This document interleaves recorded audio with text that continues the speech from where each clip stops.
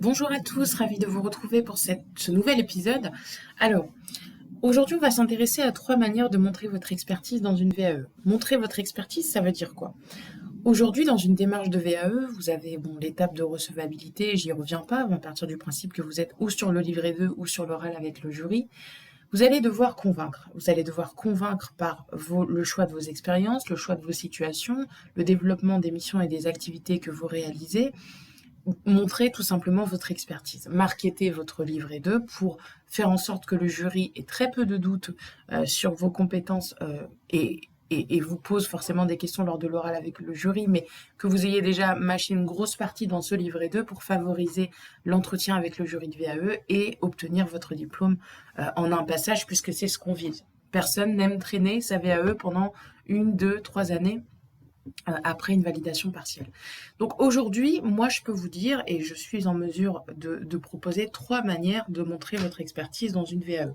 Il y en a peut-être d'autres, je les ai synthétisées pour qu'elles soient plus faciles à digérer pour vous, et puis l'idée c'est pas non plus de passer 50 minutes dans cet épisode. La première manière de montrer votre expertise, c'est de sélectionner des bonnes expériences, des expériences qui, comment pourrais-je dire, à l'image de votre CV. Lorsque vous proposez un CV à une entreprise, que vous souhaitez travailler pour elle, vous présentez bien votre CV, vous mettez en évidence des compétences thématiques, des compétences qui vont coller au poste que l'entreprise recherche. Sinon, clairement, vous n'allez pas être reçu. Peut-être que d'ailleurs, on ne va même pas vous contacter suite à votre CV. Eh bien, le livret 2, c'est un peu la même chose. Vous allez proposer un panel, une sélection d'expériences que vous avez menées qui vont coller le plus possible au référentiel. Et quand on parle de choisir une expérience, on parle aussi de renoncer. Vous n'allez pas pouvoir tout mettre. Il y a trop de candidats qui veulent tout expliquer, qui veulent tout noter. Au final, ils survolent toutes leurs compétences et au bilan, il n'y aura qu'un seul perdant. Ça sera vous, ça ne sera pas votre jury.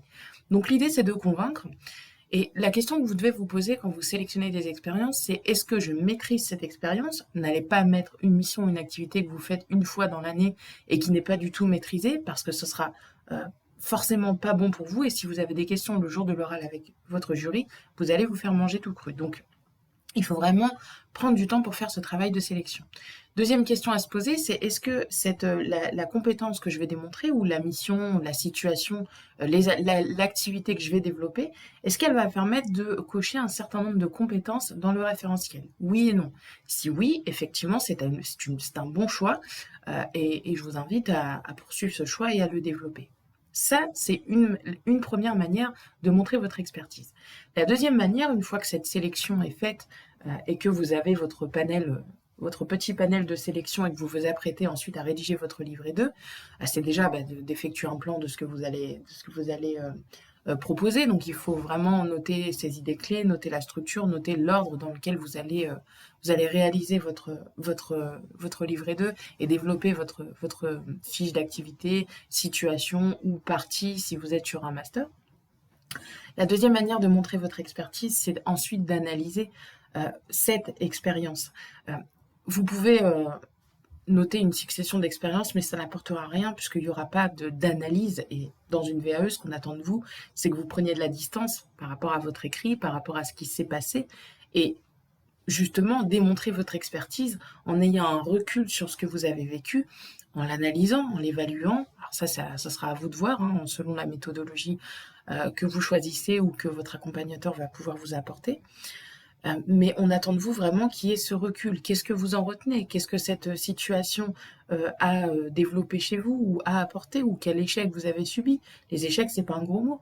Si vous vous êtes planté sur une chose, mais que derrière on en sort un nouveau process qui a été réajusté ou des choses qui ont été mises en place pour améliorer, parce que dans des entreprises ou dans des structures, on est toujours en amélioration continue, et ben c'est bien de le dire parce que ça va fournir une analyse. Ça va fournir un recul sur l'événement et puis surtout une autocorrection. Et ça, c'est franchement pas mal. Donc ça entre dans le cadre de l'analyse. Il n'y a pas que ça, mais ça peut en faire partie. La troisième manière de montrer votre expertise, alors là, ça va plus parler pour les personnes qui sont sur un diplôme d'État de type domaine social, éducateur, etc., ou qui sont en licence ou en master, c'est de confronter votre expérience à ce que dit la littérature, c'est-à-dire de prendre appui sur des références, des œuvres littéraires qui ont été rédigées par des auteurs reconnus, des auteurs-chercheurs parfois, qui ont passé du temps à analyser un problème, à l'étudier, à le tester parfois selon ce que vous allez utiliser comme source, et qui vont venir conforter ce que vous dites ou au contraire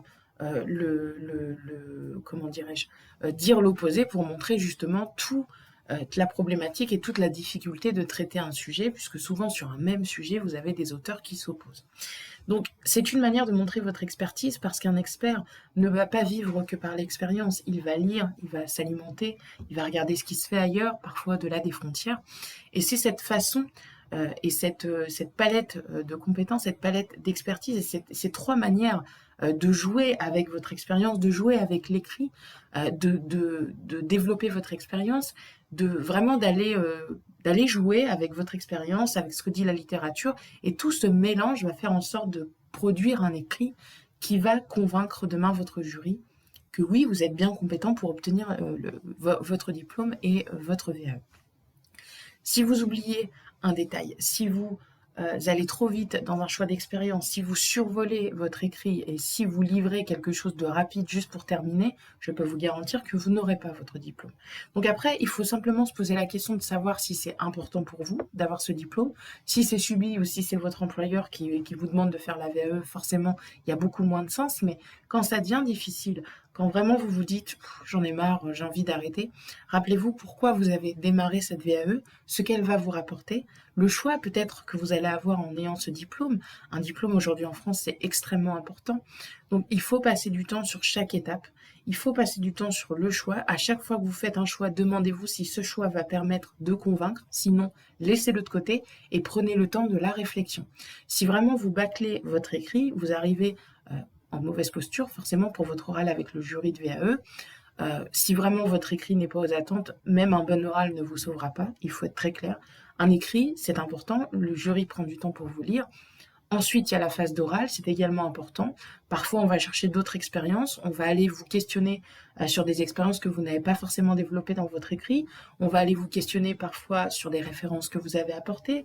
On va aller vous questionner sur des choix que vous avez faits pour voir aussi si vous êtes capable de défendre ces choix ou d'apporter un peu plus de son sur votre écrit, d'aller plus loin dans la réflexion, dans le raisonnement. Vous allez être face à des professionnels parfois, face à des enseignants ou des formateurs d'autrefois, ça dépend de la composition de votre jury. Donc l'idée, c'est aussi d'aller vous chercher, d'aller vous questionner sur certains aspects de votre expérience, de votre histoire, pour voir aussi si vous tenez la route demain et si vous êtes sûr de vos choix, si vous les défendez. Il n'y a pas de vraie réponse, il n'y a pas de bonne réponse, il n'y a que vos réponses. Et ce qui va intéresser le jury, c'est de comprendre évidemment votre réflexion. Ok ?